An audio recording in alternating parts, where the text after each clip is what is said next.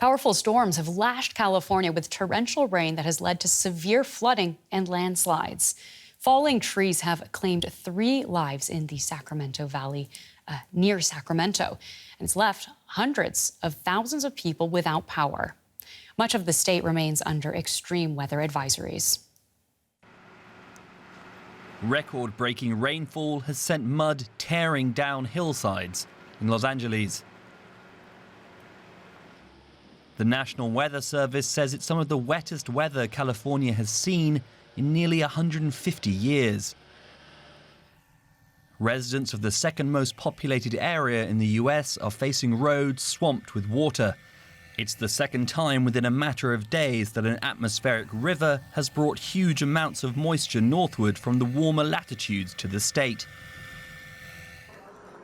Officials say so much rain has fallen so quickly, the ground simply can't take any more in.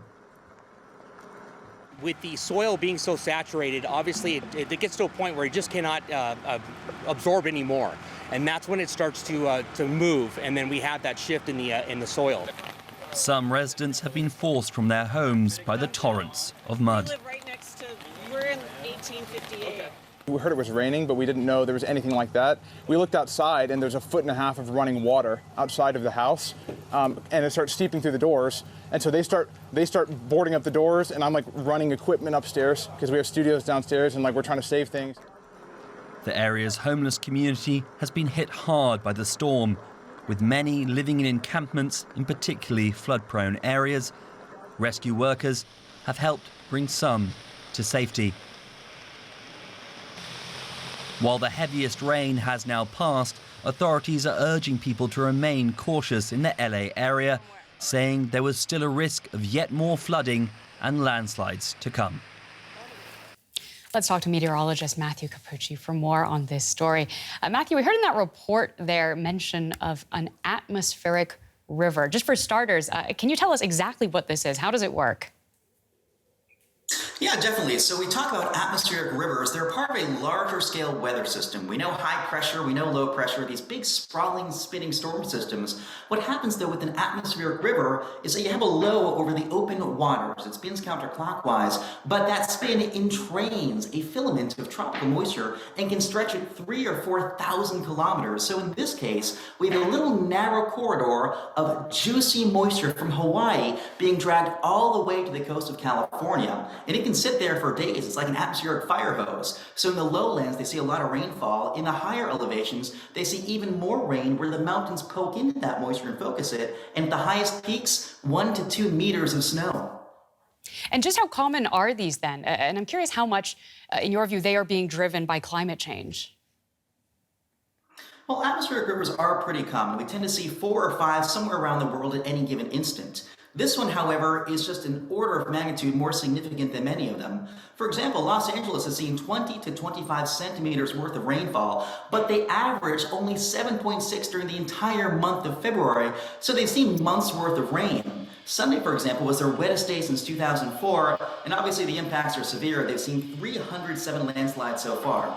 But the wildest stat with all this, UCLA, University in Los Angeles, got 31.6 centimeters in 24 hours time, which we know is a 1,000-year rain event. Any type of 24-hour rain over 29.2 centimeters happens on average only once every 1,000 years. And it's not just the rainfall. The winds have been crazy too. 106 kilometers per hour in Sacramento, 107 in San Francisco, and the highest elevations, 250 kilometers per hour. Now, this happens ordinarily, but it's likely climate change is making these things a little wetter and teaming up with El Nino to add more moisture to the air. And with that in mind, what would you say the forecast is for seeing more of these in the near future? Well, in the near future, the good news with this is that it's almost done. We have about 12 hours left of rain in Los Angeles, in San Diego, and Southern California. What's happening right now is that low that's swirling this into California is weakening, and a new low is going to drag this atmospheric river farther east and inland. So actually, Nevada, Las Vegas will see snowfall out of this, but that movement of the atmospheric river will be good for Southern California, finally giving them a break into Wednesday, which is desperately needed at this point. But I think in the next couple of weeks, we Matthew, I'm afraid we seem to have lost the line there. But realistically, we're likely to We're see a couple gonna more leave days. it there for now. Thank you so much. That is meteorologist Metthew Capucci. A pleasure, as always, to speak with you. Well, Leo, let's get more on this now from Jayson Campadonia. He's the NBC News Radio Bureau Chief in Los Angeles. Thanks for being with us. Jayson, how bad is the situation where you are? I can tell you that it's not great right now. Hundreds of thousands of people are without power, and they're just waiting for the other shoe to drop. So while the rain has really soaked Southern California, now we have to worry about that rain getting through the soil and then making its way to bedrock. When that happens, that's when we have landslides and mudslides. Now, right now, across LA County, they've recorded over 300 mudslides and debris slides in the area, but that can be very minor to somewhat more extreme. Several houses have already been toppled over. You mentioned there's been some deaths. But right now, as the storm continues to leave Southern California specifically, it's a matter of wait and see. Is the hillside going to come down? Is the mountain going to collapse? Things like that. And that's probably the scariest part about all of this. We've got strike teams in place. We've got the federal government willing to help. President Biden called the mayor of Los Angeles. So we have what we need in place. It's just a matter of where is it going to happen? What exactly is being delivered in terms of help for the people who are being affected by this extreme weather? At this point, all they can do is just say, okay, do you have enough sandbags to keep the mud and debris out of your house? That really is all you can do.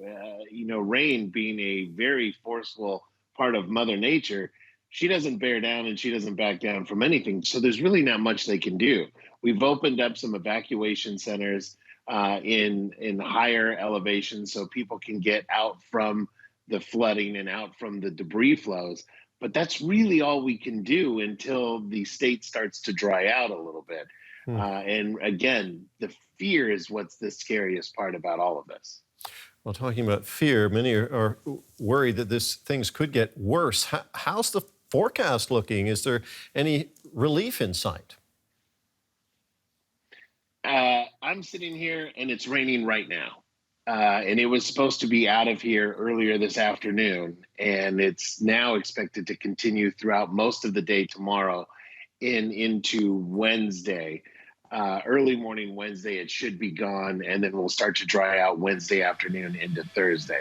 So the good news is that the storm is actually moving. The problem is that it just kind of sat on top of Southern California for the past 24 or 48 hours or so and just dumped buckets upon buckets of rain, millions and millions and trillions of gallons of rain across the region.